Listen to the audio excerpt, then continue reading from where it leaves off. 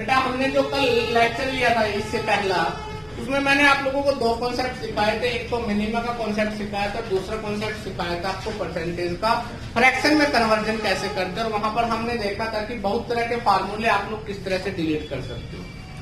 आज का कॉन्सेप्ट कोई नया कॉन्सेप्ट नहीं है बेटा, जो आपने सीखा हुआ है उसी के बेस पे। जिस बच्चे ने पिछली लेक्चर नहीं लगाया तो बेटा पिछली दोनों वीडियो देख लो एक बार, उसके बाद हम लोग आप लोगों को इस लेक्चर में कोई दिक्कत नहीं होगी। अभी मैं आपके सामने क्वेश्चन लिख रहा हूँ बेटा, क्वेश्चन के साथ साथ हम लोग बात करेंगे कि किस तरह से एक नया क्वेश्चन आपके पास आया हुआ है बेटा, कि नए क्वेश्चनों का मॉड्यूल हम कैसे तैयार करेंगे।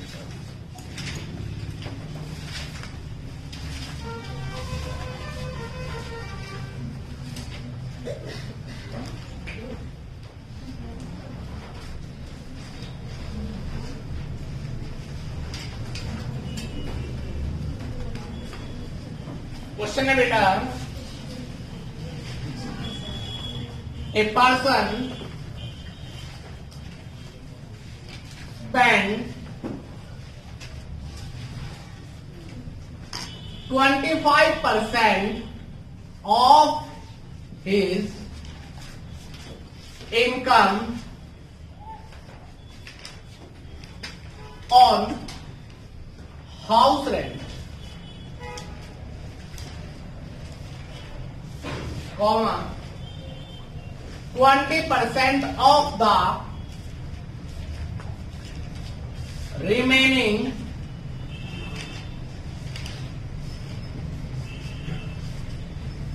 money spent on food, comma, and 15% of the remaining money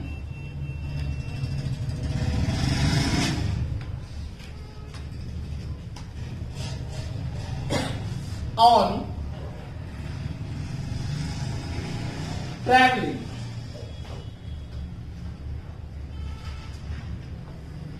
and save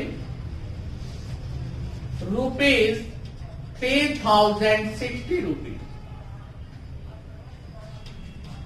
Find his total income.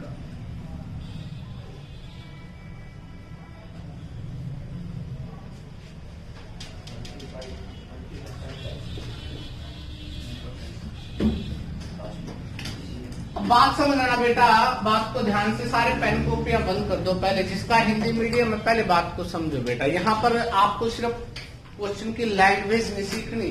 आज परसेंटेज का पहला क्वेश्चन है जिसमें सिंबल भी आपको एक रोल प्ले करेगा। सिंबल मतलब सिंबल कहाँ लगे बेटा? कॉमा। इस कॉमा के बेस पे भी आज मैं आपको अभी 3 क्वेश्चन 4 क्वेश्चन एक जैसे करवाऊंगा, परंतु कुछ थोड़ा सा डिफरेंस आएगा बेटा। सबसे पहली बात आप ये बात याद रखना, इस क्वेश्चन को करने की आपके पास बहुत सारी टेक्निक है, परंतु मैं आपको कोई नई टेक्निक नहीं सिखाना चाहता। जिस 2 टेक्निक से हमने पीछे काम किया उन्हीं से ही हम सभी क्वेश्चनों को करेंगे। कोई क्वेश्चन ऐसा नहीं होगा जो आपका बचेगा नहीं। दूसरी बात, जो आपकी किताब में इसका शॉर्टकट फार्मूला है ना, वो इस क्वेश्चन पे तो कामयाब हो जाएगा, परंतु इससे अगला जो क्वेश्चन है उस पर वो फेल हो जाएगा गारंटी से। क्योंकि यहाँ पे क्या दिया बेटा? सेविंग। अगर आपको इस क्वेश्चन में सेविंग की बजाय यहां पर क्या दे देता बेटा? एक्सपेंडिचर या कोई नई चीज दे देता, तो आप बेटा इस क्वेश्चन को शॉर्टकट फार्मूले से कभी भी नहीं कर सकते। तो मैं आपसे जो निवेदन कर रहा हूं, आप सभी से निवेदन है कि आप, जब मैं आपको टीच करता हूं तो आप पेन कॉपी एक साइड में रखो, लिखने का अलग से समय दूंगा, आराम से लिखना, उसके बाद बात करेंगे सर। एक पर्सन, एक व्यक्ति है, वो कितने परसेंट खर्च करता है? 25%। 25% ऑफ हिज इनकम, उसकी आय का कितने परसेंट खर्च करता है? 25% खर्च करता है। कॉमा मतलब ये खर्च कर दिया। अब उसके बाद 20% of the remaining 20% of the remaining. अब मेरी बात को ध्यान से सुनना, रिमेनिंग का मतलब क्या है? जो बचा हुआ है। कई बार रेस्ट भी लिख सकता है उस रिमेनिंग की बजाय। जो बचा हुआ हिस्सा है जो उसने खर्च कर दिया। अब 100 रुपए मान लो टोटल थे, 25 खर्च कर दिए तो कितना बचा उसके पास? 75 बचे। तो जो 75 बचे हुए हिस्सा है उसमें से उसने कितना खर्च कर दिया बेटा? 20%। अब उस 75 का 20% भी खर्च कर दिया। And 15% of the remaining. अब जो 2 खर्च करने के बाद 100 बचता है उसके पास, उसका उसने कितने परसेंट हिस्सा खर्च कर दिया? 15%। तो एंड में उसके पास रुपए बचते हैं 3060 रुपए। जब बेटा आपके पास इस तरह का कोई भी क्वेश्चन आ जाए तो आप उसको करने के लिए कोई नई चीज नहीं खरीद करोगे बेटा। यहां पे मैं लिखता हूं बेटा इनकम आई, और यहां पे मैं लिखता हूं अगर इसने सेविंग दिया तो सेविंग ही लिख लो। यहां पे क्या लिखते हैं? सेविंग। आपको कोई फर्क नहीं पड़ेगा। और अगर एक्सपेंडिचर भी देता है तो भी आपको कोई दिक्कत नहीं आएगी। यहां पर ये इनकम है और ये क्या हो गई बेटा? आपकी सेविंग। ठीक है। रेशो बनाने के लिए मैंने आपको सिखाया था कि बेटा कितने परसेंट गया? 25% का अर्थ मैंने आपको सिखाया था कि 25% की वैल्यू क्या होती है? 1/4। और बेटा खर्च कर दिया मतलब लेस हो गया, मतलब उसके पास 4 था, 1 कम हो गया। 4 आए थे उसकी पहले केस में, 1 कम हो गई। जब 1 कम हो गई तो कितनी बची? सेविंग कितनी होगी? 3। तो रेशो क्या आ जाएगी? 4:3। किसी को दिक्कत? अब मैं सेकंड केस की बात करता हूं। सेकंड केस में उसने क्या किया कि उसने बेटा बचे हुए पैसे का कितने परसेंट खर्च कर दिया? 20%। अब आपको सबको 20% की वैल्यू भी सबको पता है, 1/5। तो 5 में से 1 कम हो गया बेटा, 1 खर्च कर दिया। तो 5 था, 1 खर्च कर दिया तो क्या बचा? 4। किसी को ऐतराज बेटा? अब मैंने तीसरे केस की बात की है बेटा। थर्ड केस क्या कहता है बेटा? 15%। आपको पहले यूज भी किया है बेटा। 15% बड़ा इंपॉर्टेंट केस है। एक तो 15% का एक 37.5, 37.5 और एक 62.5 मोस्ट इंपॉर्टेंट केस है, सबसे ज्यादा यूटिलाइज होते हैं बेटा। तो 15% का मतलब होते हैं 3/20, 3/20। 20 में से कितना कम हो गया बेटा? 3। तो 20 था और बेटा 3 कम हो गया तो बचत कितनी हो गई? 7। तो मैंने तुम्हें बताया था जब भी आप इस तरह की कोई भी रेशो क्रिएट करते हो, अगर आपकी कैलकुलेशन लेंथी पड़ती है तो आप एक लाइन को दूसरी लाइन से क्रॉस कर सकते हो। कैसे कर सकते हैं? यहां पे 4 है, यहां पे 4 है, कैंसल। बेटा second question, a person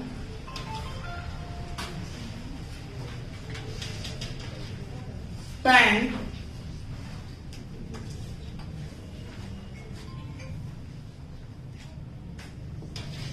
12.5%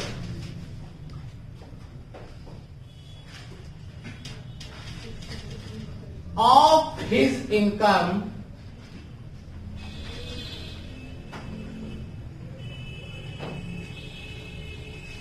on food.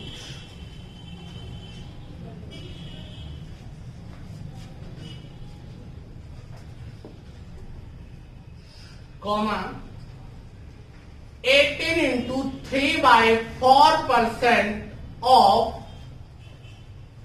remaining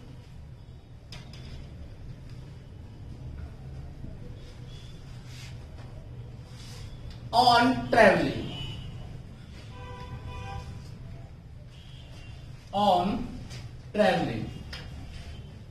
Comma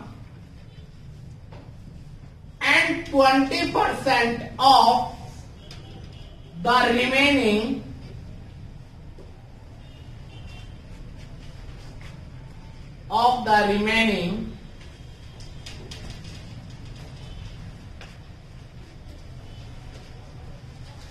on education.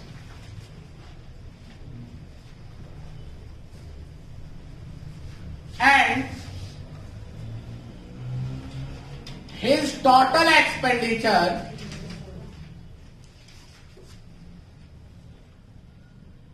is 3,450 rupees find his total income.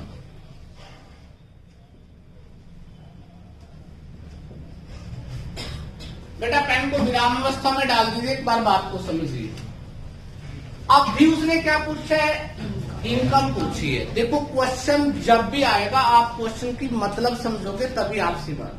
पहले भी उसने इनकम पूछी थी, अब भी इनकम ही पूछी है, परंतु क्वेश्चन में फर्क कहां पे आ गया, एक्सपेंडिचर। आपके पास इससे पहले क्वेश्चन में क्या बोला गया था, क्या पूछा गया था, सेविंग पूछी थी आपसे। क्या पूछी थी बेटा, सेविंग। अब क्या पूछा गया बेटा आपसे, अब दिया क्या गया है, एक्सपेंडिचर दी गए है। और ये क्या पूछा गया है बेटा, इनकम। तो आपने कोई भी नई चीज नहीं करनी, वही बात करनी है कि ये क्या थी आपकी इनकम और ये क्या है बेटा आपका सेविंग। सेविंग ही लिखिए, आपको कोई नई चीज नहीं सीखनी, उसी से हम सारी बातें कर लेंगे। अब इनकम 12.5%, सबको पता है कितना होता है, 1/8। इनकम 8 थी, 1 यूनिट खर्च कर दिया तो 8 से क्या बचे, 7। किसी को दिक्कत? अब उसने क्या किया, उसने एक अच्छी वैल्यू दे दी, 18 इंटू 3/4%। अब आप लोग ध्यान से देखोगे इस क्वेश्चन का अगर अर्थ निकलता है तो बेटा 1/4 की वैल्यू आती है 1/16, 1/16 की। अगर आपको याद है जो मैंने आपको डाटा लिखवाया था, और ये प्रैक्टिस से अपने आप याद हो जाएगा बेटा, रट्टा भी मारने की जरूरत नहीं है। इसकी वैल्यू क्या होती है, 1/14 है बेटा, 1/16 आती है इसकी वैल्यू, परंतु उसकी वैल्यू अलग होती है, 6 इंटू 1/4 होता है बेटा वहां पर। परंतु इसका 3 का मल्टीपल है तो मैं क्या लिखूंगा, 3/16। तो 16 यूनिट थी आपके पास, 3 आपके पास चली, तो 16 क्या बचा बेटा, 13। किसी को दिक्कत? अगर आप लोग बात करते हो 20% के बारे में कि 20% आपने खर्च कर दिया, तो वही वैल्यू 1/5। 5 था, 1 गया, तो क्या बचा, 4। याद रखना बेटा, ये आपकी सेविंग और ये क्या है, इनकम। और इसमें मैंने सिखाया था अगर आपके क्वेश्चन में कैलकुलेशन इंक्रीज होती दिखाई दे तो आप एक लाइन को दूसरे लाइन से क्रॉस कर सकते हो, काट सकते हो, अगर आप ध्यान से देखते हो। जैसे 4 था, 10 आ गया बेटा, 16 से गुणा करोगे, काटने की कितनी है, 160। मतलब यहां पता लगा कि उसकी इनकम की कितनी यूनिट बनती है, 160। अगर मैं यहां बात करता हूं 13 से 91, तो इसका मतलब वहां पर इसका सेविंग कितनी है बेटा, 91। अब आपको क्वेश्चन में दिया क्या है, तो आपको क्या निकालना है, एक्सपेंडिचर। 160 यूनिट थी ये, और 91 आपकी बचत है, तो इसका मतलब 69 यूनिट। तो इसका डिफरेंस कितना आया, जो एक्सपेंडिचर होगा 69 डिजिट। कितना जाएगा, 69। अब आपको पता है कि 69 यूनिट की वैल्यू आपके पास है, जो कितनी है बेटा, 3450। 1 यूनिट की वैल्यू अगर बात करते हैं तो 50 रुपीज, 50 रुपए आ जाती है। क्या पूछा था आपसे, इनिशियल इनकम कितनी है, 160। तो 160 गुना क्या कर देंगे बेटा, 50, 16 पंजे 80, तो वैल्यू क्या आ गई, 8000। अगर आप में से थोड़े से समझदार बच्चे और हैं तो मैं आपको एक और बात का हिंट दूंगा, जिन्होंने मेरे से पहली क्लास में डीएसबीएस की जो क्लासेस ली थी, आप इसको थोड़ा और पहले कर सकते हैं। जिन बच्चों को माइनस करने में दिक्कत है, क्या लिखेंगे, 160 माइनस क्या होगा, 91। ये किस चीज की वैल्यू है बेटा, ये किसने किया है, ये एक्सपेंडिचर आ गया। ये एक्सपेंडिचर की वैल्यू है 60 ये यूनिट, और ये किसकी वैल्यू थी बेटा, बता रहा हूं, समझाने का तरीका क्या है, 3450। ये क्या होगा, डिवाइडेड में होगा। अगर मैं ये लिखता हूं 160 माइनस 91, निकालने कितनी यूनिट है, मल्टीप्लाई क्या होगा। अगर आप इस बात को as it is direct put करते हो, क्योंकि आपके पास क्वेश्चन में क्या होगा बेटा, 3450 डिवाइडेड 160 माइनस 91 इंटू में 160। रियलिटी में तो ये कैलकुलेशन आपकी, अगर आपके पास इस तरह की कोई भी कैलकुलेशन आती है तो आप इसको करने की बजाय आप इसको छोड़ सकते हो, इतने पार्ट को आप इसमें से डायरेक्ट वैल्यू पुट कर सकते हो, सीधा निकाल सकते हो। यहाँ पर क्या पुट करके, डीएस पुट करके, आपका समय बच जाएगा। जिसको थोड़ी सी कैलकुलेशन में दिक्कत नहीं है बेटा, वो लोग डायरेक्ट इसमें आंसर निकाल सकते हैं ऐसे। कोई दिक्कत? क्या डिफरेंस था पहले वाले क्वेश्चन में? इसमें पहले क्या दिया था? सेविंग दी थी। अब की बार क्या दिया? जो आपकी किताब में शॉर्टकट फार्मूला वो सिर्फ सेविंग का, वो एक्सपेंडिचर का नहीं है। तो बच्चे बहुत सारे बात सोचते हैं कि इनकम निकालनी है, पहले भी इनकम ही निकालनी थी, तो फर्क तो कुछ है नहीं, तो क्यों ना हम डायरेक्ट निकाल दे, परंतु वो बात क्या होगी बेटा? गलत होगी। आई होप यू कैन, कर सकते हो बेटा, नोट कर लीजिए।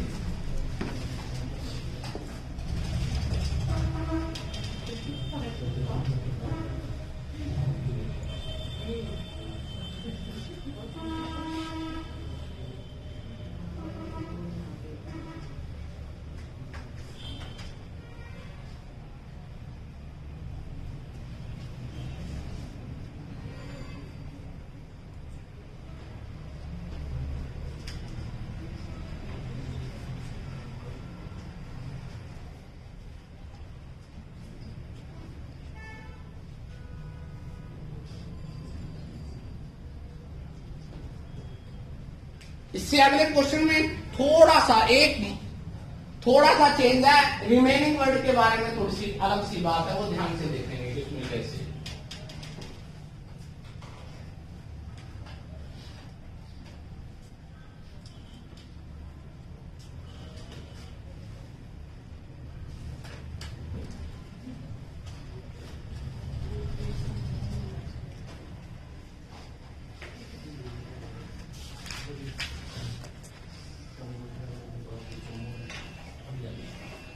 बात होने की नहीं है, बात ही है कि रिमेनिंग वर्ड कितनी बार आया। जितनी बार कॉमा है उतनी बार रिमेनिंग वर्ड है या नहीं है।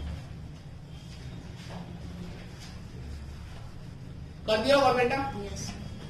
बस याद रखना, आगे से क्वेश्चन में आ गए 18 इंटू 3/4 तो कितनी वैल्यू होगी? 3/60। और जिन बच्चों ने ये वैल्यू निकालनी नहीं सीखी है बेटा, उनको मैं या तो अलग से क्लास में एक वीडियो डालूंगा बेटा स्पेशल इसके लिए कि कैसे आप इसको लर्न करोगे, किस तरह से आप इसको याद कर सकते हो बेटा।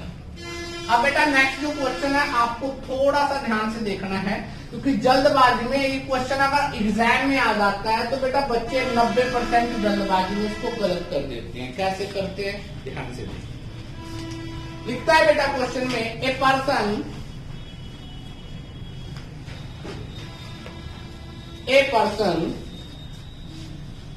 spends 20% of his income on food, comma 23% of remaining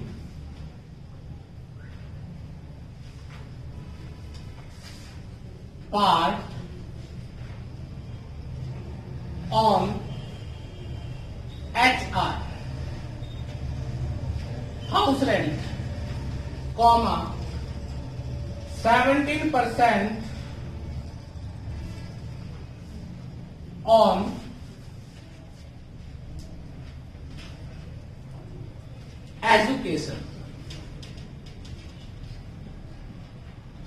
education, comma 10% of the remaining part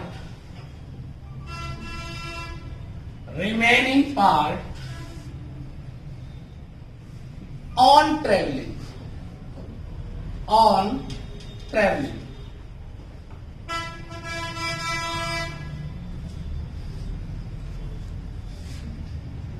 If he saved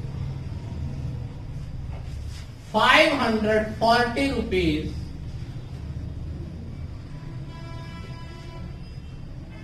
find his total income.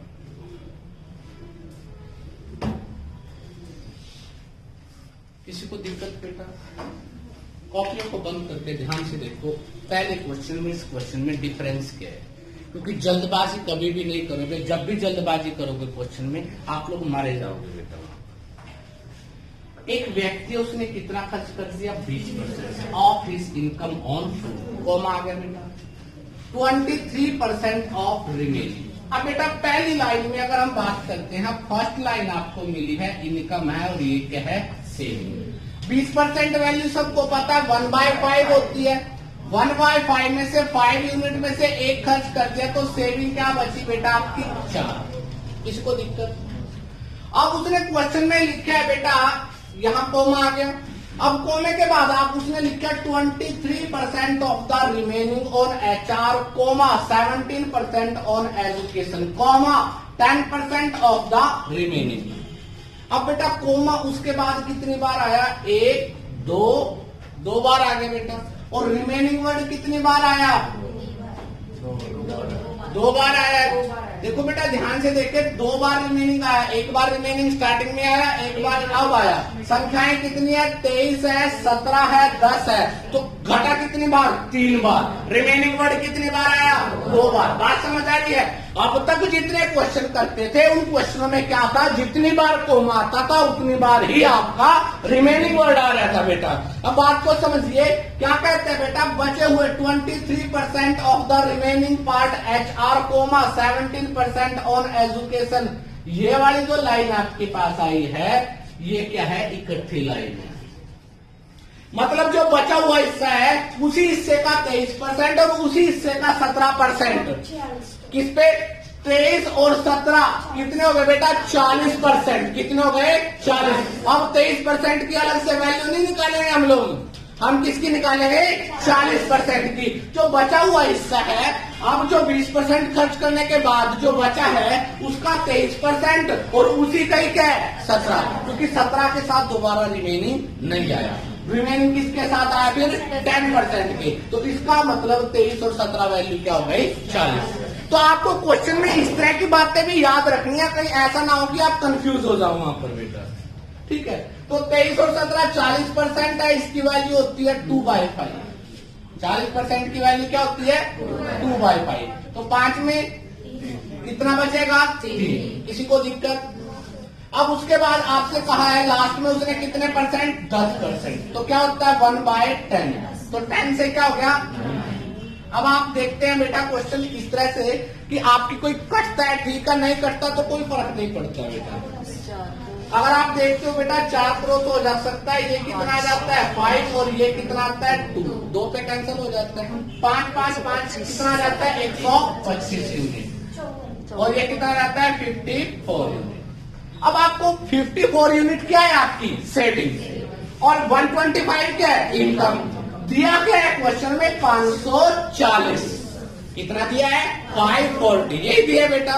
540 क्या चीज है, तो आप किसकी वैल्यू पुट करोगे, सेविंग की। सेविंग कितनी है 54 यूनिट। 54 यूनिट की कितनी है 540 रुपीज। तो 1 यूनिट की वैल्यू क्या आ गई 10 रुपीज। 1 यूनिट की वैल्यू क्या आ गई 10। आपको क्या निकालनी थी इनकम।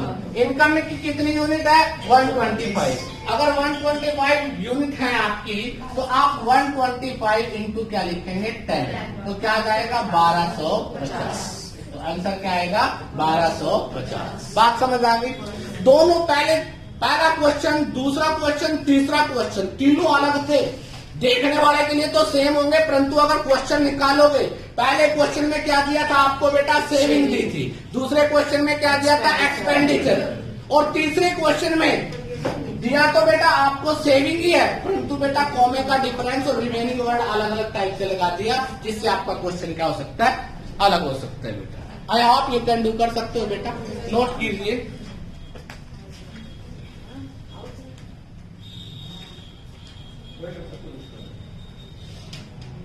हाँ ठीक है, ठीक है।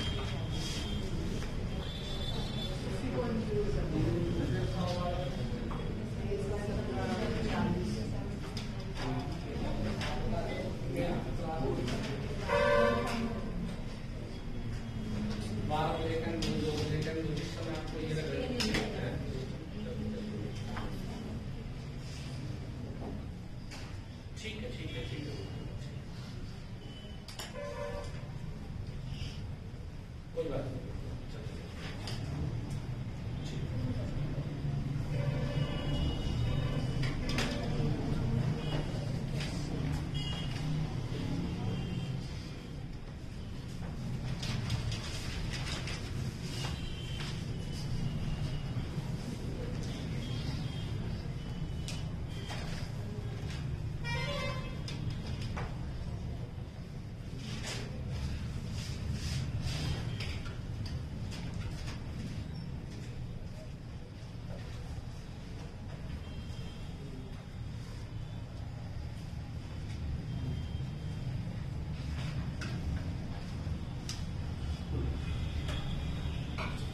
ऐसा ही सेम क्वेश्चन एक और दे रहा हूं बेटा, ध्यान से सुनना, देखते हैं कैसे आप उसका यूटिलाइज करें। कोई जरूरी नहीं है कि इनकम के अकॉर्डिंग ही क्वेश्चन आए, कई बार इसकी स्टेटमेंट को दूसरी तरह से भी दे सकता है, तो सेकंड स्टेटमेंट वो क्या लिख सकता है इस टाइप के क्वेश्चन की, उसके बारे में हम लोग बात करते हैं। लिखता है बेटा, in a library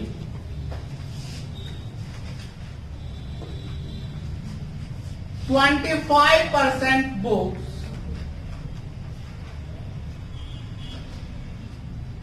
are in Urdu. 23% of the remaining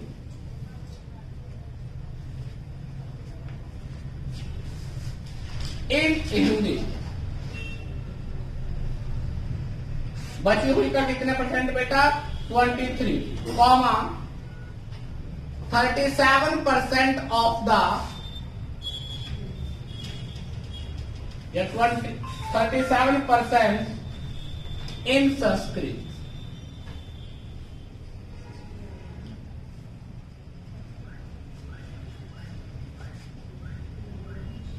Comma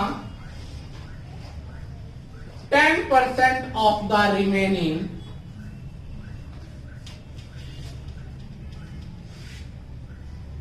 in Telugu.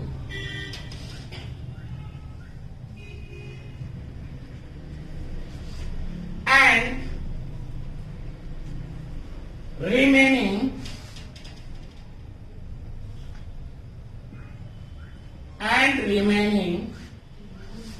810 books are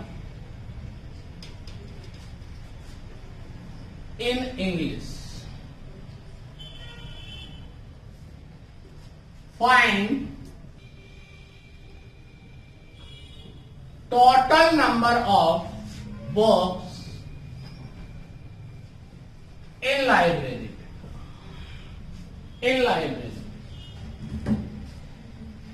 अब देखिए बेटा, यहां पर भी आपको कोई नई चीज सीखने की आवश्यकता नहीं है, आप यहां पर भी वही क्वेश्चन उसी तरह से ही बात सोचेंगे जिस तरह से हम कर रहे हैं। अब बेटा कोई भी वस्तु होती है, जब मैंने आपको क्वेश्चन स्टार्ट करवाए थे, ये टॉपिक स्टार्ट किया था, तो मैंने इसके बेसिक की कुछ बातें आपको सिखाई थी। मैंने बताया था या तो टोटल फ्रैक्शन होता है 1, या टोटल कभी भी परसेंटेज निकालते हैं तो टोटल परसेंटेज क्या होती है 100। पर हम 100 वाले फैक्टर से इस क्वेश्चन को सोल्व नहीं कर रहे हैं, तो टोटल फैक्टर क्या होता है आपके 1 यूनिट के अकॉर्डिंग होता है। अब देखिए बेटा, अगर हम उर्दू की बुक की बात करें तो 25% है, 25 का मतलब 1/4, तो 4 में से 1 कम, तो इनिशियल, और ये क्या है बेटा रिमाइंडर जो बची हुई, ऐसे लिख सकते हो। 4 जिसू में 1 ये पार्ट है, तो कितनी बची? 3। किसी को दिक्कत? अब फिर यहां पर वर्ड आ गया 23%, क्या है बेटा 23%। अब देखिए रिमेनिंग वर्ड आया, उसके बाद कोमा आया, उसके बाद 37 आ गया बेटा, तो रिमेनिंग एक ही बार है, कोमा 2 बार है, तो इसका मतलब हम क्या करेंगे, ऐड करेंगे। 23 ये और 37 ये कितने परसेंट हो गए? 60%। 60% क्या होता है बेटा? 3/5। तो 5 में से 3 चली गई, बाकी क्या बची? 2। अब क्या बचता है? 10%। इसकी वैल्यू क्या होती है? 1/10। जब 1/10 होगा तो 10 में से 1 माइनस करेंगे तो क्या बचेगा? 9। अब ये जो हिस्सा है ये क्या बचा है? जो रिमेनिंग बची है, और ये जो हिस्सा है ये कितना होगा आपका टोटल। अब ये रिमेनिंग कितना है बेटा? अगर हम काटने की कोशिश करते हैं काट भी सकते हैं, बाकी जरूरत नहीं है बेटा। काटना चाहोगे? चलो, तो कितना आ गया ये, और ये कितना बचे? 27। अब आपके पास इनकम एक्सपेंडिचर नहीं है, अब क्वेश्चन थोड़ा सा चेंज है। स्टार्टिंग में अगर लाइब्रेरी में 100 पुस्तक थी, तो अब कितनी बची है? 27। और अब बुक्स कितनी बची है? 800। तो किस यूनिट की वैल्यू दी है? 27। 27 यूनिट की वैल्यू क्या है बेटा? 800। 1 यूनिट की वैल्यू 27 किया 81, 30 बुक्स। कितनी बुक्स हो गई बेटा? 30। तो लाइब्रेरी में शुरू में कितने यूनिट किताब थी? अगर 100 यूनिट थी तो इसका अर्थ क्या हुआ कि 100 इंटू में 30, तो लाइब्रेरी में जो किताब थी वो कितनी थी? 3000 थी। लाइब्रेरी में जो किताब थी वो कितनी थी बेटा? 3000। कर सकते हो बेटा? कोई दिक्कत, कोई ऐतराज? पक्का? हाँ जी, 810 तो रिमेनिंग बुक बची है ना। रिमेनिंग बुक ऑफ इंग्लिश की थी 810, तो यहाँ रिमेनिंग कितनी बची है आपके पास? 27 बची थी। तो जो रिमेनिंग बचा उस रिमेनिंग की वैल्यू पुट कर दो ना, क्योंकि रिमेनिंग किस चीज की है? इंग्लिश की है। उससे आपसे कोई मतलब नहीं। आपको तो ये देखना कि रिमेनिंग कितनी बची है। सिर्फ एक ही जगह बुक्स की वैल्यू दे रखी है कि कितनी नंबर ऑफ बुक्स है, बाकी तो परसेंटेज में दे रखा है ना आपको। तो किसमें? इंग्लिश की जो बची हुई बुक है, जो बची हुई बुक किसकी है? वो इंग्लिश की। वो कितनी है? 810। अगर आप ये कहते हो कि बची हुई बुक्स किस चीज की है? इंग्लिश की है। अगर आपसे ये कह दिया जाए कि बची हुई बुक कितनी है, तो भी 810 ही होंगी बेटा। बात समझ आ रही है? नोट कर लीजिए इस बात को बेटा।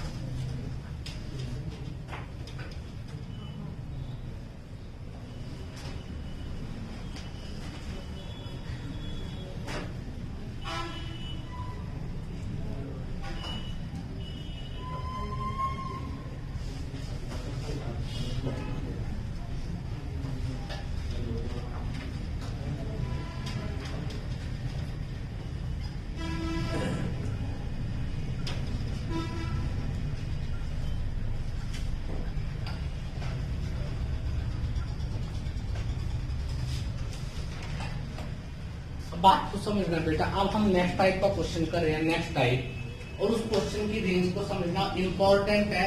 जिन भी बच्चों का कोई भी +2 लेवल तक का कोई भी एग्जाम होता है या हरियाणा का कोई भी एग्जाम है बेटा, उसके लिए बड़ा इंपॉर्टेंट है क्वेश्चन। क्वेश्चन क्या है उस बारे में हम लोग देखते हैं बेटा। बात को समझ करके साथ पर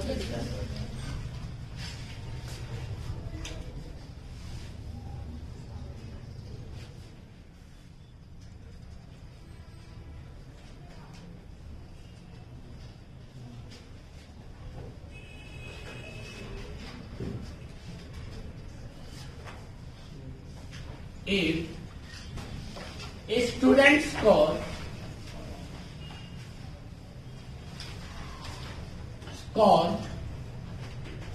25% marks, comma, he failed by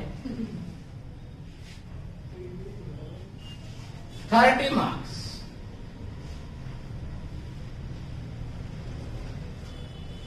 But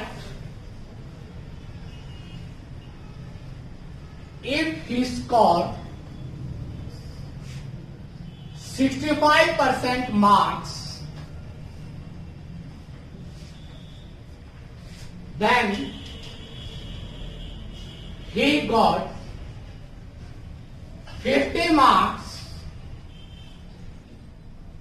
more than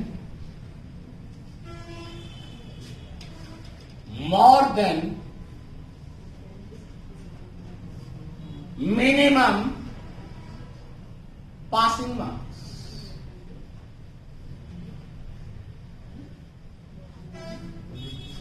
Find full marks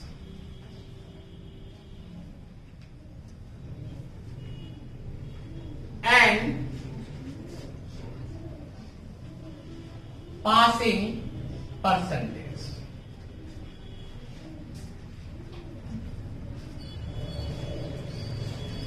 ये आपकी एग्जाम के लिए बड़ा इंपॉर्टेंट कॉन्सेप्ट है। बात को समझना बेटा। यहाँ पर कुछ चीजें घुमा के दे सकता है, उसके बारे में भी हम लोग बात करेंगे।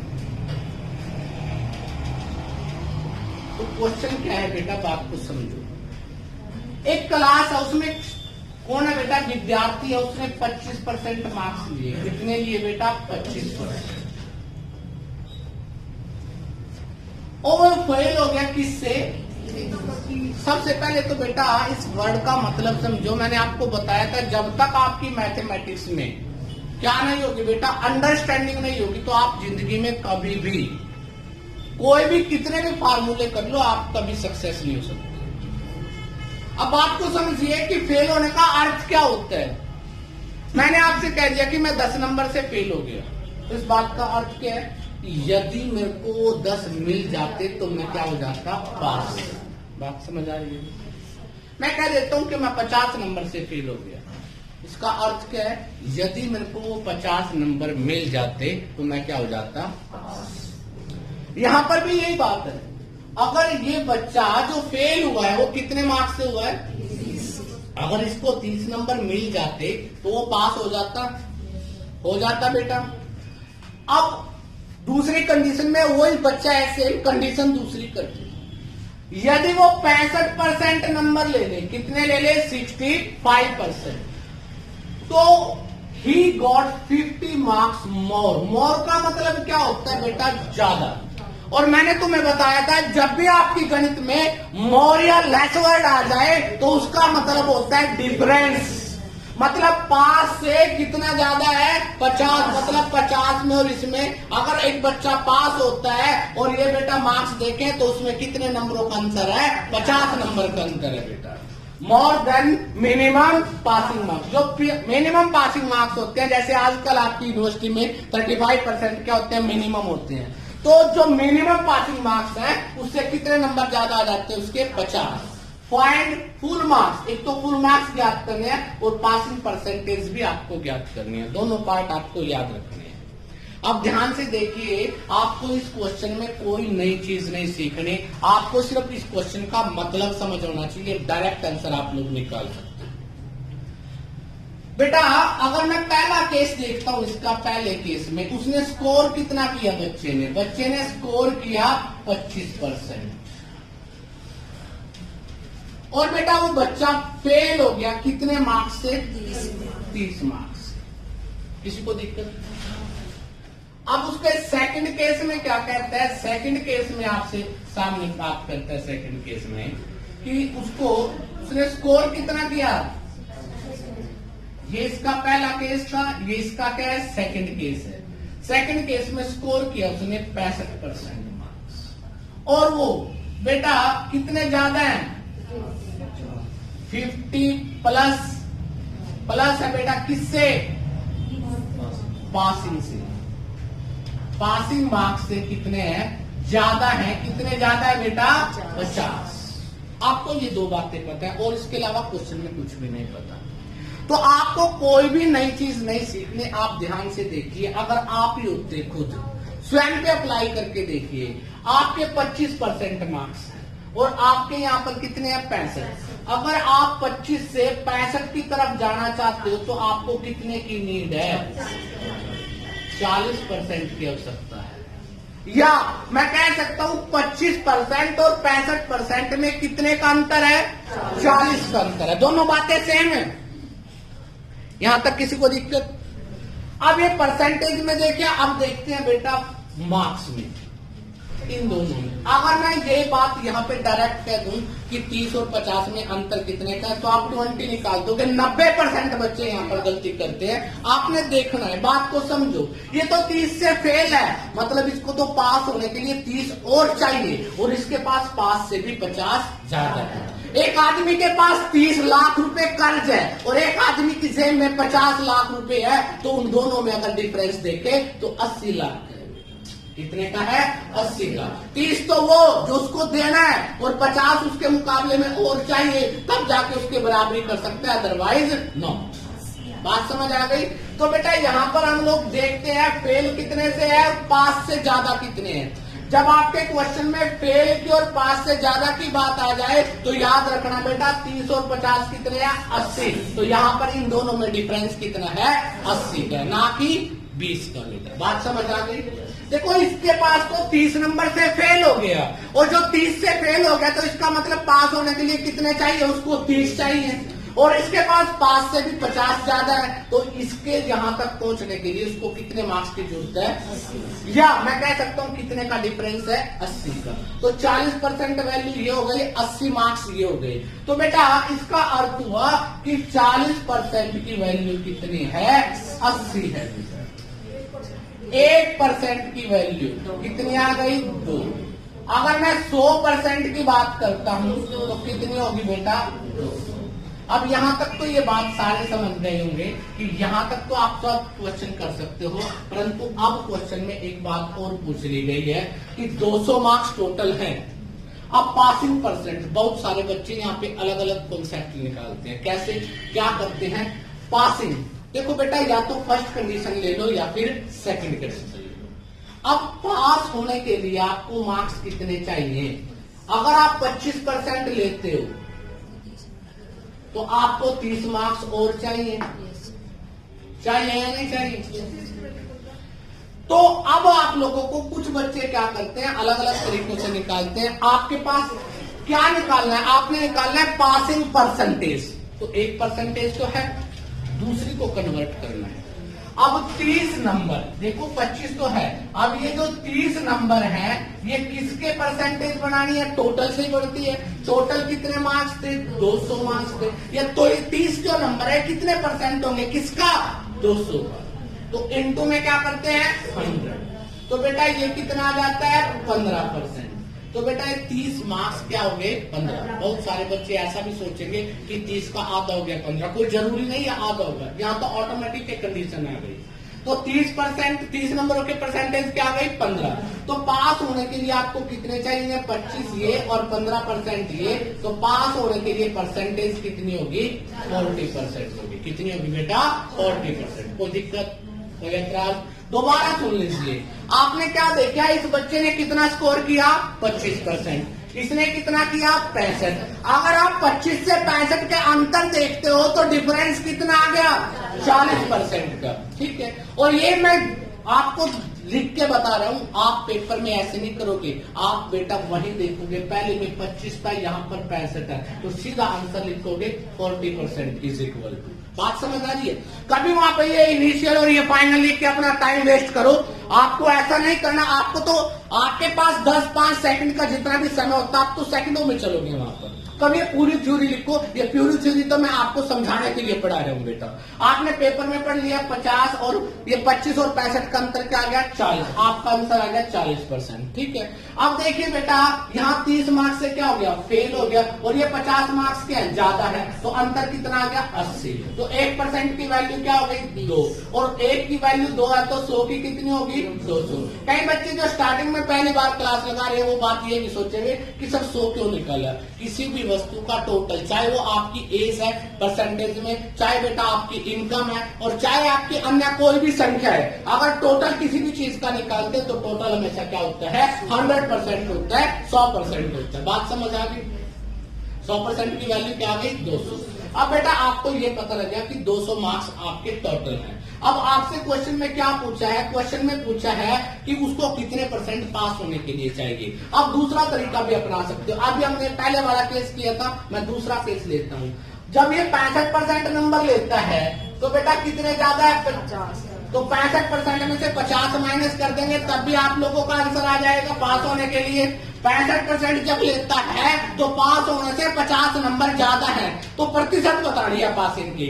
तो 65% है, इसको भी परसेंटेज में बदलते, डिवाइडेड क्या हो जाएगा, 200 बेटा। और 1/4, और 1/4 का मतलब क्या होता है, 25%। तो इसका मतलब 65 माइनस 25, तो आपके कैलकुलेशन में आ जाता है कितने परसेंट बेटा, 40%। आपको करने का तरीका पता होना चाहिए, फिर आपको ज्यादा चीजें नहीं सीखनी पड़ेंगी बेटा। हाँ, जब तक आपका बेस क्लियर नहीं होगा तब तक आपको दिक्कत हो सकती है। नोट कर लीजिए इस बात को बेटा।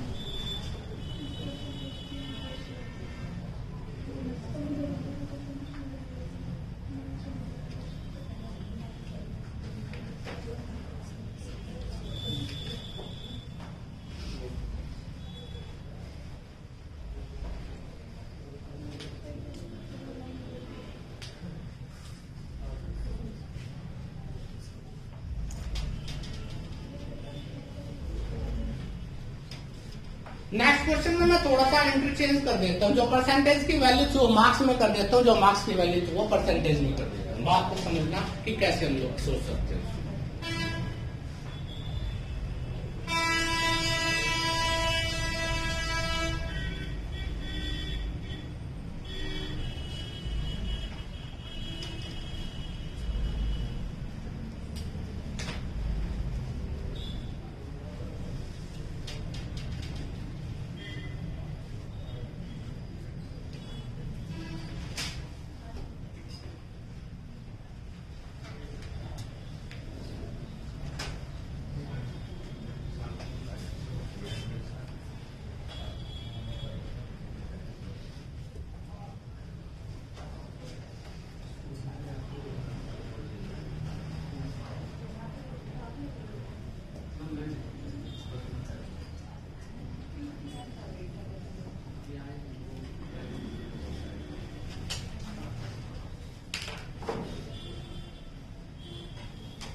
डन बेटा।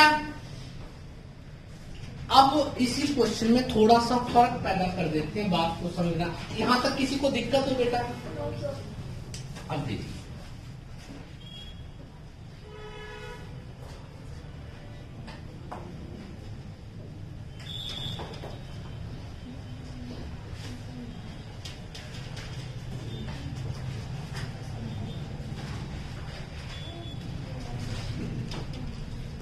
इसी से ही काम चला लेते हैं बेटा, ये लिखा हुआ है, इसी से ही थोड़ा सा काम कर लेते हैं।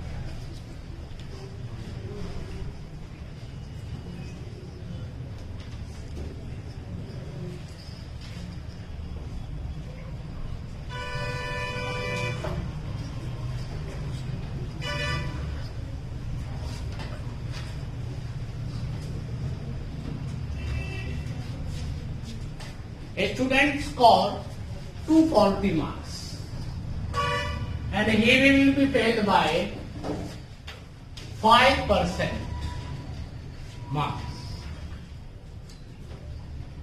If he scored 300 marks, then he got 7% more marks than passing marks. Find the percentage of marks या full marks. आपसे कोई भी कोई बात पूछ सकते हैं। अब ध्यान से देखिए बेटा, थोड़ा सा चेंज हो गया क्वेश्चन। कॉपियां बंद रखो बेटा, अभी बात को सुनो ध्यान से। इससे पहले यहाँ पे क्या थी? परसेंटेज दी थी बेटा। जो प्राप्त किए थे उसने परसेंटेज में किए थे, और जो फेल हुआ था मार्क्स में हुआ था। अब की बार जो स्कोर किया है वो मार्क्स में किया, और फेल किस में हुआ? परसेंटेज में। तो याद रखना, किसको जोड़ते हैं? जब फेल और पास से ज्यादा होता है उसको हमेशा क्या करते हैं? ऐड करते हैं, और जो आपका वैसा डिफरेंस होता है वो डिफरेंस होता है। अब पहला केस, जब पहली बार फर्स्ट टाइम की बात करें तो उस बच्चे ने क्या किया? 240 मार्क्स लिए बेटा, और वो बेटा फेल हो गया। किससे हो गया बेटा? उसका जो स्कोर था पहले फर्स्ट टाइमिंग में वो कितना था? 240, और फेल किससे हो गया? 5%। किसी को दिक्कत? अब बेटा सेकंड केस की अगर हम बात करते हैं, सेकंड केस में उसको कितना स्कोर किया? 300, और बेटा उसके 7% क्या है? More than pass, more than pass. अब बात को समझना ध्यान से। पहले में स्कोर कितना था? 240। अब कितना है? तो अंतर कितने का हो गया? 60। तो यहां पर हम लोगों ने समझा कि डिफरेंस कितना आ गया? 60 मार्क्स। परसेंटेज में डिफरेंस कितना आ गया बेटा आपका? 12%।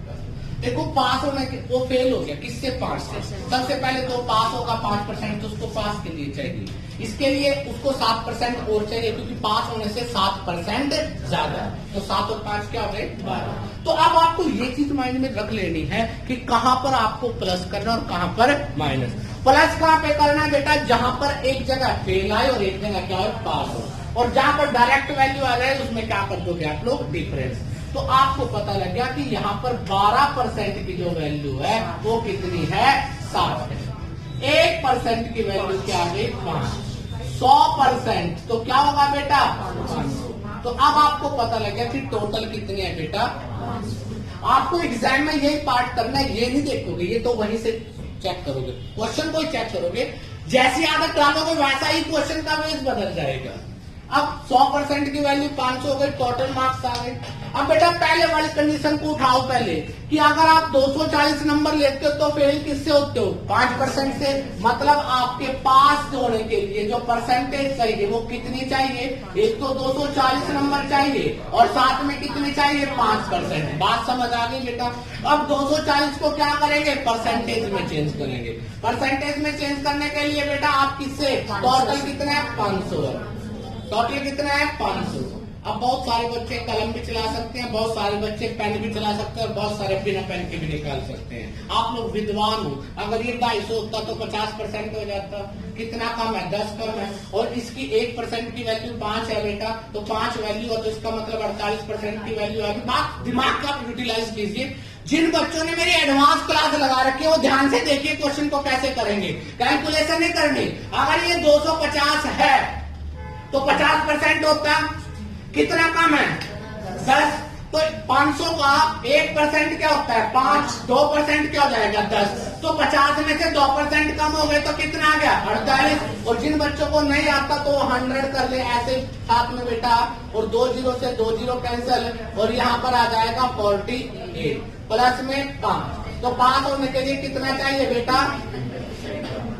53%। तो पास होने के लिए कितना चाहिए? 53%। बात समझ आ गई? तो आपको क्वेश्चन में सिर्फ ये बात सोचनी है और इसके अलावा फालतू नहीं सोचना।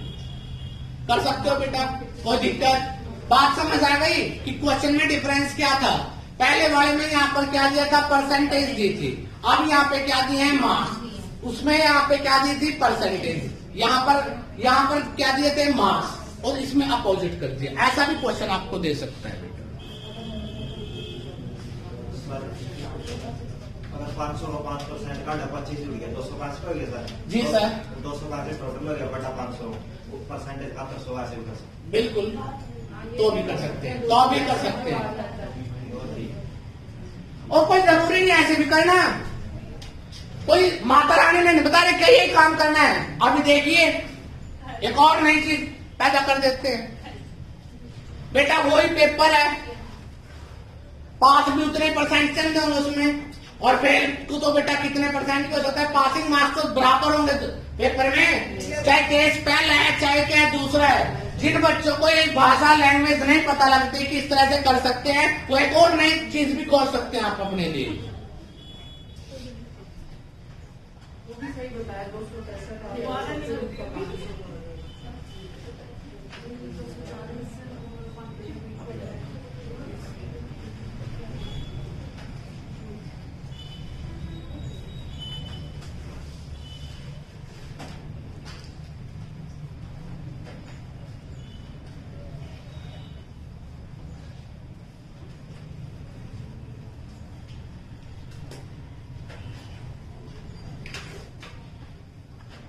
डन बेटा?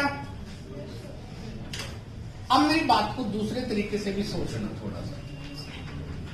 अब बेटा पूरा का पूरा गणित क्या कहता है? मैंने आपको डीएस में बताया था, लेफ्ट हैंड साइड बराबर क्या होती है? Right hand side. यही होती है। अब क्वेश्चन को अगर आप देखते हो, क्वेश्चन में एक चीज सोचिए ध्यान से कि बेटा फेल परसेंटेज या पास परसेंट, फेल का तो कितने भी परसेंट हो सकता है, परंतु जो मिनिमम पासिंग होगा वो तो बराबर होगा। पहले केस के देखो कि जब आपने 240 लिए तो कितने से फेल हो गए? मतलब पहले वाले केस में पास होने के लिए आपको कितना चाहिएगा? आपको चाहिएगा 240 मार्क्स प्लस में 5% चाहिएगी या नहीं चाहिएगी? अब दूसरे वाले केस में क्या होगा बेटा? अगर हम सेकंड केस की बात करते हैं तो सेकंड केस में आपने कितने मार्क्स लिए? 300 मार्क्स लिए आपने, और आप कितना ज्यादा ले रहे हो? 60%। मतलब इसमें से 60% कम कर दे तो ये भी पासिंग ही हो जाएगा। दोनों साइड बराबर होगी। परसेंटेज वाले वैल्यू को अलग अलग लो और वो दूसरी अलग। ये 300 मार्क्स उस साइड में जाएंगे, माइनस हो जाएंगे, या ये 240 जाएंगे, माइनस हो जाएंगे, तो कितना बचेगा? 60 मार्क्स बचेंगे बेटा। यहाँ पर 7 उस साइड में जाएगा, प्लस हो जाएगा, तो कितने परसेंट हो गया? 12%। 1% की वैल्यू 5 और 100% की वैल्यू क्या आ गई बेटा? 500 आ गई। ऐसा भी सोच सकते हो, आपको जरूरी नहीं है, परंतु मैंने डिफरेंस इसलिए सिखाया था क्योंकि बेटा कुछ क्वेश्चन अब जब हमने, शायद इस लेक्चर में वीडियो की रिकॉर्डिंग नहीं है उसकी, जब हमने वोटिंग के क्वेश्चन किए थे तो वहां पर वो बड़ा इंपॉर्टेंट रोल प्ले करता है। जब कोई कैंडिडेट मैदान में उतरता है तो कितने परसेंट से हारा, कोई जीत गया, कोई वोटर से हार गया, उसमें डिफरेंस से डायरेक्ट वैल्यू पुट हो जाती है। करने वाले इससे भी कर सकते हैं, यहां से भी आपका क्वेश्चन सॉल्व हो जाएगा। बात समझ आ गई बेटा? कर सकते हो, कोई दिक्कत, कोई एतराज? अब दूसरी बात,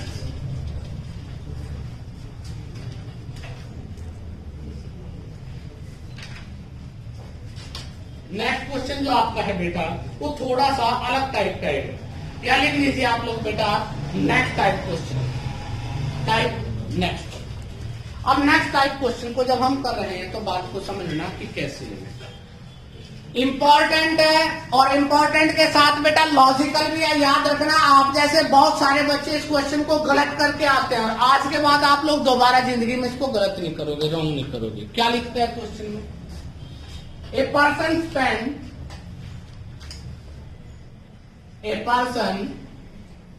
spent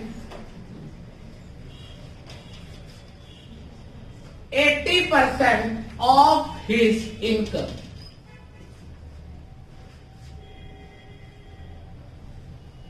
if his income increased by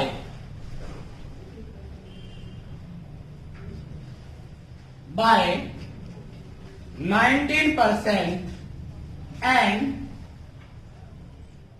expenditure मतलब खर्च इंक्रीज बाय 30%,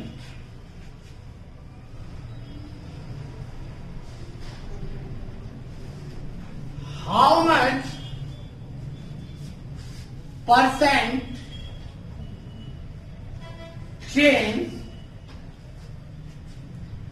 his saving?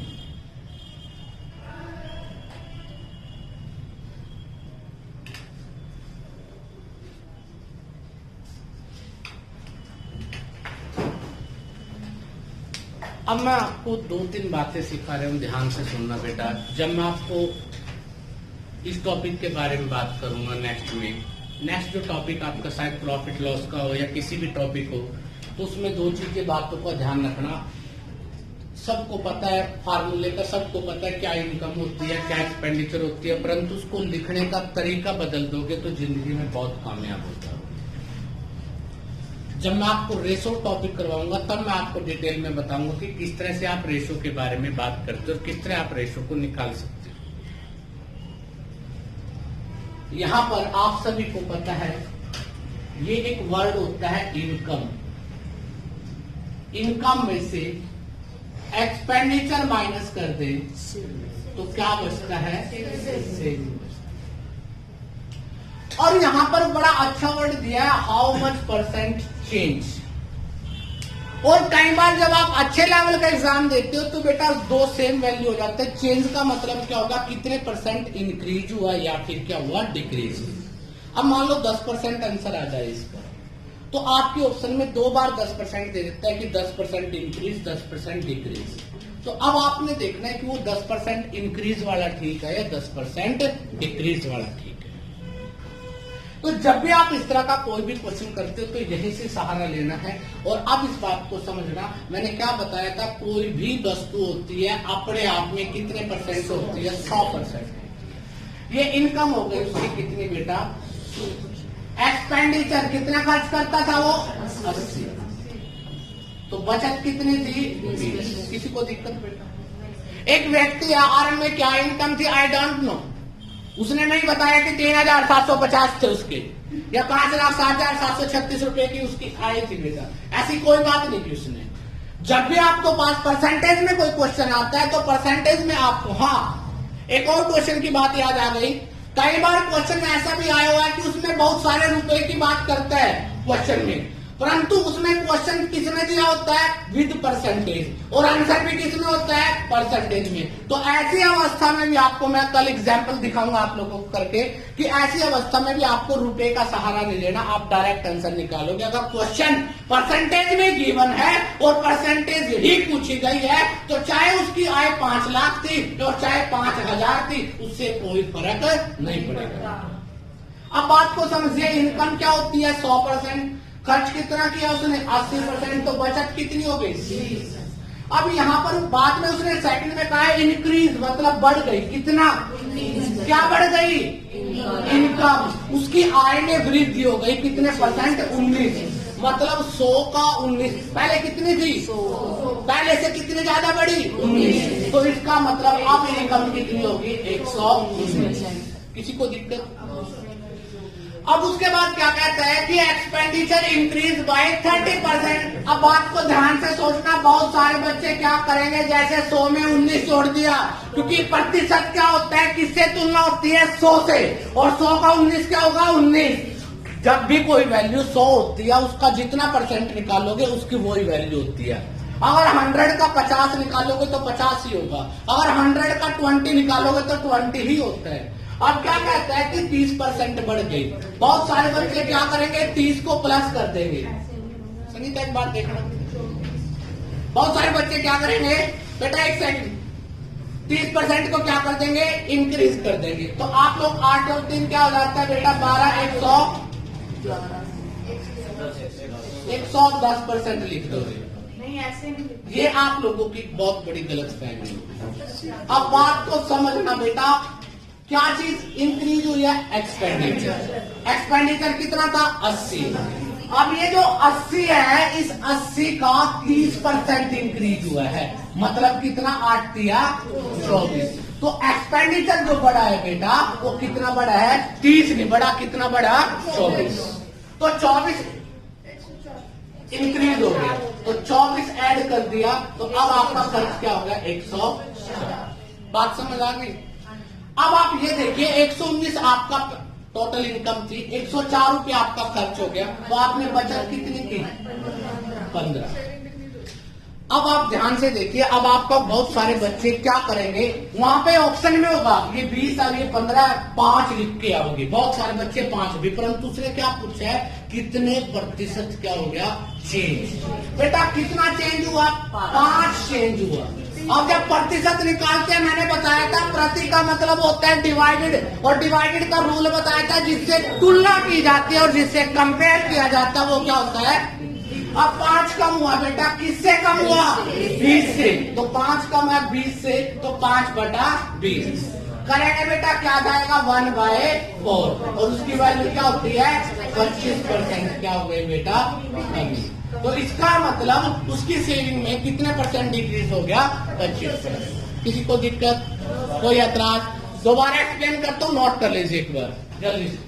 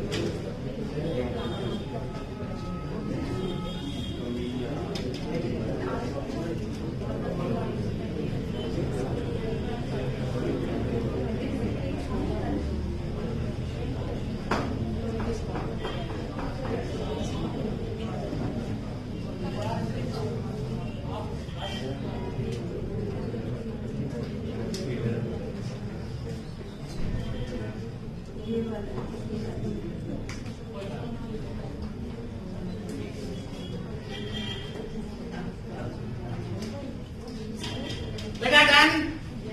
अब आपको दोबारा समझिए, इनकम क्या थी 100, एक्सपेंडिचर कितना है 80, तो खर्च सेविंग कितनी थी आपकी 20। ये इनकम बढ़ गई 19%, जो 100 रुपए थे उसका 19% 19 ही होगा तो 119 हो गया। अब वो क्या कहता है, क्या बढ़ा बेटा एक्सपेंडिचर, कितना बढ़ा 30।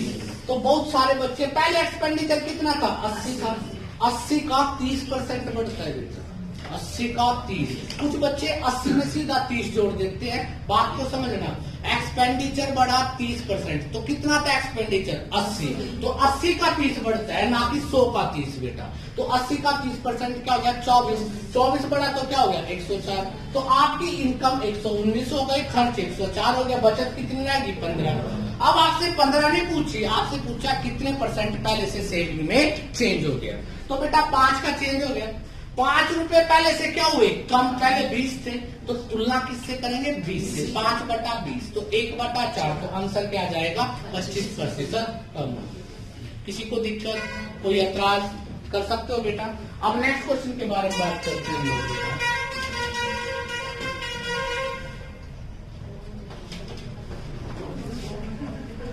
और बेटा जिस मेथड का प्रयोग करेगा वो सेविंग पूछे, इनकम पूछे, कुछ भी पूछ सकता है आपसे बेटा। अगर आप शॉर्टकट में पढ़ोगे तो वहां पर फिर एक नई चीज कथा आएगी। जैसे हम बात करते हैं बेटा, a person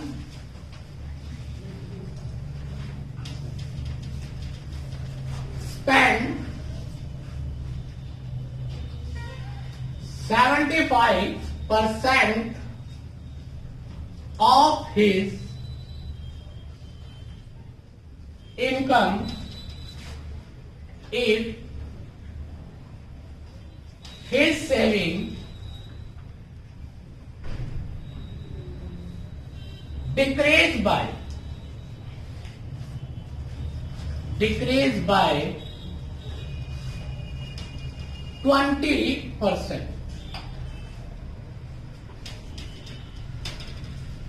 then how much percent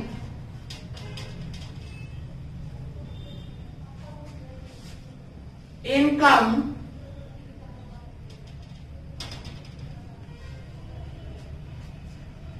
should be increased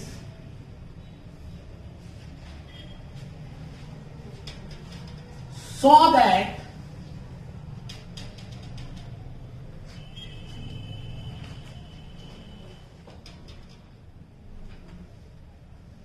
expenditure मतलब खर्च would be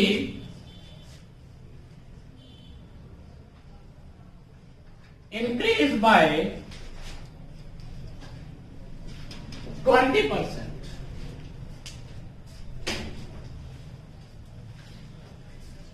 बेटा अब भी आपको कोई नई चीज नहीं करनी, यहीं से निकालना है, दिमाग का प्रयोग करना है, कुछ भी नहीं करना। अगर आपको एक कॉन्सेप्ट समझ आ गया तो आप उसको आसानी से कर सकते हो। जो ये पेन चला रहे बेटा विराम अवस्था में डाल दो, बात को समझो। एक व्यक्ति की इनकम है और इनकम में से अगर एक्सपेंडिचर माइनस कर दे तो क्या बचता है? सेविंग बचती है। यही आपने सीखा है बेटा, ये सबको पता है, सबको आता है। कुछ बच्चे ऐसा भी कर सकते हैं बेटा, income is equal to expenditure plus saving, ऐसा भी लिख सकते हैं, परंतु अभी नहीं लिखे हैं। उसके लिखने के दो तरीके होंगे। जब मैं आपको रेशो का टॉपिक सिखाऊंगा, जब वो कहता है कि एक आदमी इतने % अपनी आय खर्च कर देता है, दूसरा व्यक्ति इतने % खर्च करता है, उसकी इनकम इतने %, उसकी बचत इतने % होती है और उसकी इतने % होती है, दोनों की सेविंग इक्वल हो जाए या अलग अलग होती है, तो उस अवस्था को आप दो तरह से डिफाइन करोगे। एक में तो आप बेटा 10 सेकंड में आंसर निकाल दोगे और दूसरे में आप लोगों के पास कम से कम 2-3 मिनट का समय लगता है। तो यहाँ पर जो आपकी इनकम थी बेटा, वो कितनी होती है? 100। एक्सपेंडिचर बेटा कितना है? 75। तो इसका मतलब आपकी जो सेविंग है, बचत है, वो कितनी है? 25% है। किसी को दिक्कत? अगर ये 100, 75, 25, अब क्या कहते हैं? सेविंग कितनी बढ़ गई? 20% कम हो गई। अब बेटा ये वाला हिस्सा 20% क्या हो गया? कम। 20% का मतलब होता है 1/5। तो किसका? 25 का 1/5 मतलब कितना डिक्रीज हो गया? 5 डिक्रीज हो गया। तो 5 डिक्रीज हो गया बेटा। तो अब जो नया केस आया उसमें इनकम क्या, सेविंग क्या हो गई? 20 हो गई। किसी को दिक्कत बेटा? बात समझ आ गई? अब दूसरे केस क्या कहता है? How much % income should be increase. उसकी आय में, मतलब आपसे अब ये पूछे कितना परिवर्तन करे, आपको कुछ करने की जरूरत नहीं पड़ेगी, डायरेक्ट आंसर आ जाएगा। कितना परिवर्तन करे, कितना बढ़ाए कि उसके एक्सपेंडिचर क्या हो? 20%। अब एक्सपेंडिचर भी कितना होना चाहिए? 20। एक्सपेंडिचर अगर 75 है आपका, ये वाली पोर्शन 75 है, उसका 20%, वो भी क्या होता है? 1/5। तो कितना आ जाता है? 15। मतलब आपके पास तो बदल है क्या कि 15 आपका क्या होना चाहिए? और बढ़ना चाहिए बेटा ये। तो इसका मतलब कितना हो गया? 90। अब आपको ये वाली वैल्यू जो निकालनी थी, ये निकाल लोगे तो दिमाग का प्रयोग करो। आप देखिए ध्यान से, यहाँ पर जो आपकी सेविंग है वो कितनी है? 20, और जो आपका खर्चा है वो कितना है? 90। एक बात दिमाग में पुट कीजिए, 90 रुपए खर्च करने के बाद 20 रुपए बचते हैं, तो इसका अर्थ क्या हुआ? आपकी जो इनकम है वो कितनी है? 110 है बेटा। तो इसका मतलब आपकी इनकम 110 है और कितना बढ़ गई? क्योंकि बेटा 100 से जब भी तुलना करते हैं तो जितने % होगा वही बेटा सेम वैल्यू होती है। तो 100 से 110 हो गई तो 10% बढ़ गई। तो कहने का मतलब ये है, जो पहले वाला क्वेश्चन करवाया था उसमें एक शॉर्टकट फार्मूला दिया गया है, परंतु इसमें नहीं वो लगेगा। क्यों? क्योंकि इसमें बेटा कुछ और दे दिया उसने। पहले वाले में आपसे सेविंग का चेंज पूछा था, आपकी बार इनकम का चेंज पूछ रहे हैं। तो कॉन्सेप्ट को समझिए, आप लोग उस क्वेश्चन को आसानी से कर सकते हो बेटा। नोट कीजिए जल्दी से।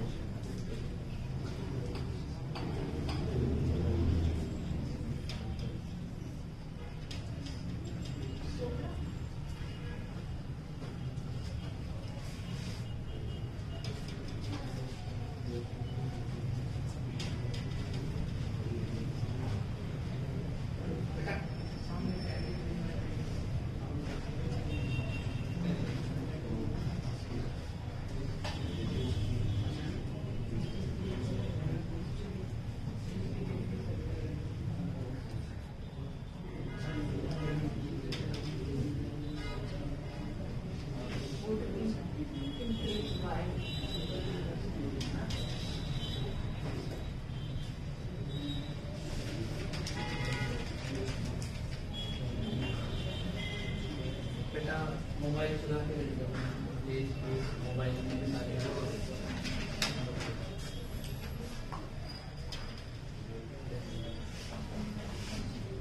बात समझ आ रही बेटा? आपके पास सिर्फ कॉन्सेप्ट होना चाहिए, आपको ज्यादा किसी चीज की आवश्यकता नहीं पड़ेगी बेटा।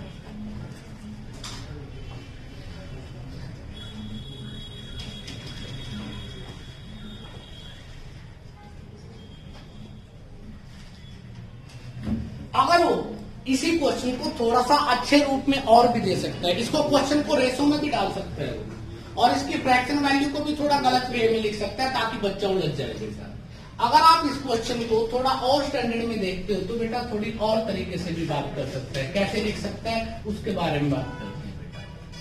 मैं आपको जो भी कॉन्सेप्ट करवा रहा हूं उसके हर तरह के क्वेश्चन वो कैसा सोचा जा सकता है उसमें मैं हर तरह के क्वेश्चनों को साथ साथ लेके चल रहा हूं कि आप किस तरह से उस क्वेश्चन को करोगे बेटा। क्वेश्चन है बेटा, if the income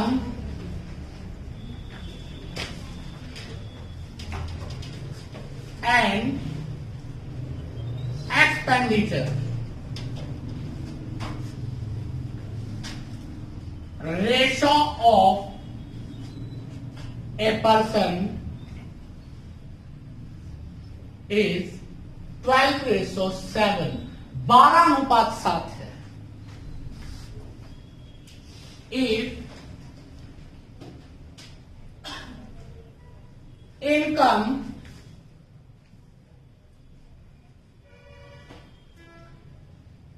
increased by 8.33% and saving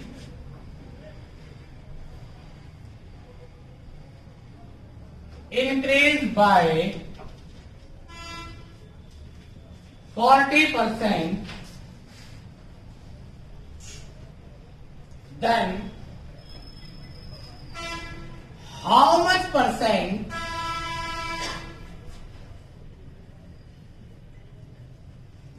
expenditure will change? Will change.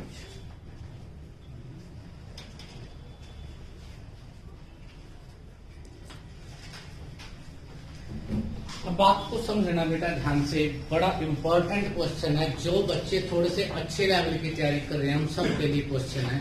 इस क्वेश्चन में कुछ चीजें तो आपके रेशो में आ गई बेटा। आप उसने इनकम नहीं बताई कितने परसेंट थी। अब आप लोगों को क्या दिया है, ये क्या दिया है इनकम और ये क्या दिया है एक्सपेंडिचर की रेशो। अगर मैं इनकम लिखता हूं और यहाँ पर एक्सपेंडिचर लिखता हूं तो यहाँ क्या लिखेंगे, इनकम माइनस एक्सपेंडिचर क्या होता है बेटा आपकी सेविंग। ठीक है। अब इनकम कितने दिया है 12, एक्सपेंडिचर कितना दिया है 7, तो आप लोग निकालते हो सेविंग कितनी होगी 5। कोई दिक्कत बेटा, कर दोगे। अब बेटा यहाँ पर ध्यान से देखिए, इनकम माइनस एक्सपेंडिचर सेविंग ये उसने खुद दिया था रेशो के रूप में। 12 यूनिट अगर इनकम है तो एक्सपेंडिचर कितना है 7 है, तो ये कितना होगा 5, क्योंकि 12 माइनस 7 क्या होता है 5। कहता है अब आपकी क्या बढ़ गई, इनकम कितनी बढ़ गई 8.33%। मैंने बताया था अगर आपका क्वेश्चन पॉइंटों में या फ्रैक्शन में देता है तो सबसे बेनिफिट आपको तभी होगा जब आपको फ्रैक्शन वैल्यू याद होगी। तो 8.33% या 8 से ही 1/3%, दोनों बातें सेम। तो इसका जो मतलब होता है 1/12। तो 12 से कितने बढ़ गया 1, तो 12 पहले थी, 1 बढ़ गया बेटा, तो कितनी होगी इनकम। किसी को दिक्कत बेटा। अब क्या कहते हैं सेविंग कितनी बढ़ गई 40%। इस 40% का जो मतलब होता है वो होता है 2/5। तो 5 से कितना बढ़ गया 2, तो यहाँ पर 5 थी बेटा, आपकी कितनी इंक्रीज हो गई 2, तो कितनी हो गई 7। अब आप ध्यान से देखिए कि 13 रुपए आपके पास हैं और 7 रुपए बचे हैं, तो इसका मतलब आपने खर्च कितना किया 6 रुपए की। खर्च कितने करे 6 रुपए। अब आपसे क्या पूछा है, how much percent expenditure change. पहले 7 था, अब 6 हो गया, तो कितना कम हो गया बेटा 1 कम हो गया। कितना कम हुआ 1, इससे 7 से। तो आंसर आ जाएगा 14 × 2/7। या आपको पता है बेटा 14.28%। क्या लिखेंगे 14.28%। कोई दिक्कत कर दोगे। कॉन्सेप्ट सेम था, आपको सिर्फ तरीका है क्या चीज चेंज किया। पहले की बजाय क्या दे दिया आपकी बात रेशियो। दूसरा क्या फ्रैक्शन में थोड़ा परसेंटेज डिफिकल्ट कर दिया ताकि आपको समझा सके। कर सकते हो बेटा, नोट कीजिए इस बात।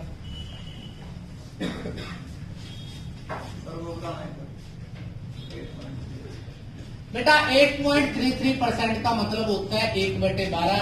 कॉपी उठा के देखना, मैंने लिखवाया था 1/12 बराबर क्या होता है 8 सही 1/3%। और 1/3 को अगर पॉइंटों में लिखते हो तो 8.333 कितना इनफाइनाइट तक है।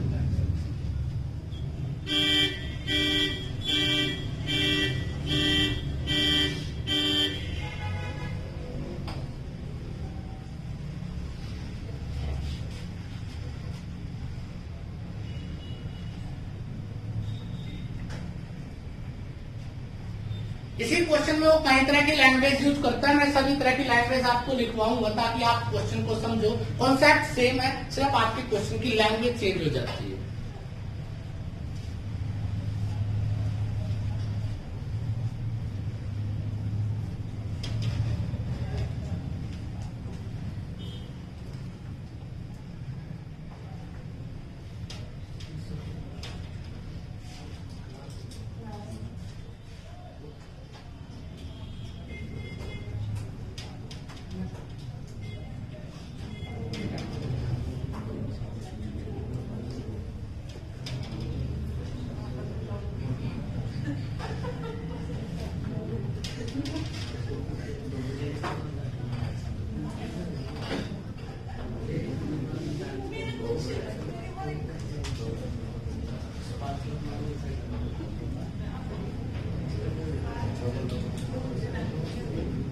डन बेटा।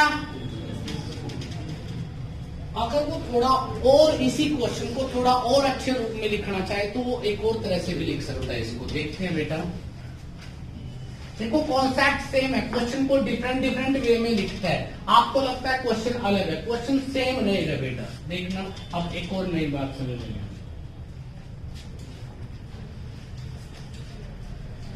कहता है बेटा if the income ratio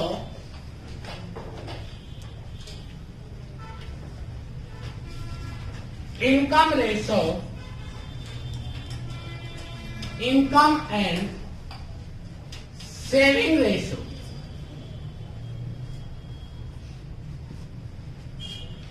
of a person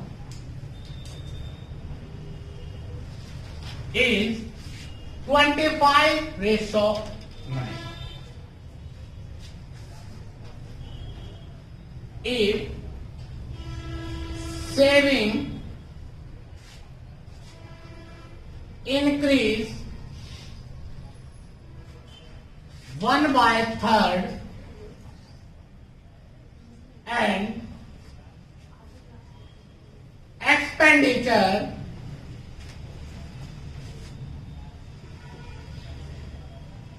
increase by 25% and income increased by 2100 rupees, find initial saving.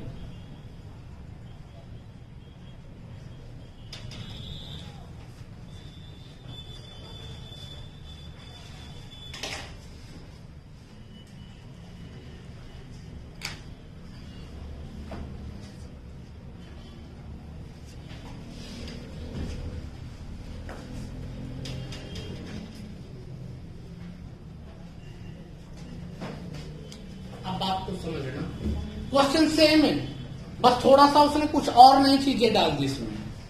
अब की बार क्या दे दिया बेटा 2100 रुपए, अब तक वो रुपए की बात नहीं कर रहे और पूछा भी क्या इनिशियल सेविंग, अब पूछा भी क्या रुपए में। बात समझ आ रही है? पहला चेंज तो ये, दूसरा चेंज रेशो तो पिछले क्वेश्चन में की थी, अब की बार 1/3 कर दिया, मतलब कि 1/3 हिस्सा। अब बेटा आपको सभी को पता है ये क्या होती है, आपकी income minus expenditure is equal to saving. किसी को दिक्कत? इनकम कितनी है बेटा आपकी 25। सेविंग अगर 25 रुपए आपके पास है और 9 रुपए आपके पास बचते तो खर्च कितना किया 16 रुपए। ये आपने निकाल दिया बेटा स्वयं कि उसका एक्सपेंडिचर कितना था 16 रुपए। अगर हम यहाँ पर दोबारा दूसरी बात देखें क्या चीज बढ़ गई सेविंग कितना 1/3 सेविंग बढ़ी 9 का 1/3 तो कितना बढ़ गई 3 तो इसका मतलब 3 ऐड हो गई। अब जो सेविंग है वो कितनी हो गई किसी को दिक्कत बेटा श्योर। अब उसके बाद देखते हैं यहाँ पे 9 से क्या हो गई 12। अब आपसे क्वेश्चन में क्या दिया है एक्सपेंडिचर कितना बढ़ा 25%। अब 25% का मतलब इस 25% का मतलब क्या होता है 1/4 16 का 1/4 क्या होगा 4 तो बेटा 4 बढ़ गया ये 4 इसमें ऐड हो गया तो ये कितना हो गया ठीक है। अब ध्यान से देखिए ये क्या था बेटा आपका 20 रुपए आपने खर्च किए 12 आपने बचाए तो इसका मतलब आपकी इनकम बेटा कितनी हो गई 32 थी। तो ये आपने निकाल दिया कि इनकम कितनी थी आपकी बार आपकी 32। अगर आपकी इनकम 32 थी और पहले कितने थी 25 थी यही है बेटा। अब आपसे क्वेश्चन में क्या कहा है कि इनकम बढ़ गई कितने रुपए बढ़ गई 2100 रुपए और यहाँ पर इनकम कितनी बढ़ी 7 यूनिट। इस 7 का मतलब क्या है 2100 तो 1 यूनिट की वैल्यू आ गई 300 रुपए। 1 यूनिट किसकी है क्या कुछ है इनिशियल सेविंग प्रारंभ में जो सेविंग थी वो कितने यूनिट थी 9 यूनिट। कितने यूनिट थी 9 यूनिट थी। 1 यूनिट की वैल्यू कितनी है 300 है तो प्रारंभ में जो सेविंग थी वो कितने रुपए थी बेटा 2700 रुपए थी। कितने रुपए थी 2700। कर सकते हो बेटा कोई दिक्कत कोई एतराज श्योर पक्का बेटा। आज हम यहीं तक काम करेंगे उससे नेक्स्ट लेक्चर में मैं आपको कुछ एडवांस चीजें करवाऊंगा जो कैलकुलेशन में आपकी बहुत ज्यादा मददगार साबित होगी खासकर परसेंटेज में बेटा ठीक है। अभी आपका नेक्स्ट लेक्चर है बेटा उसको देखिए ध्यान से। ऑल द बेस्ट सभी को बेटा। किसी को कोई परेशानी कोई डाउट हो आज की क्लास में कहीं पर श्योर नोट कर लीजिए इस बात को।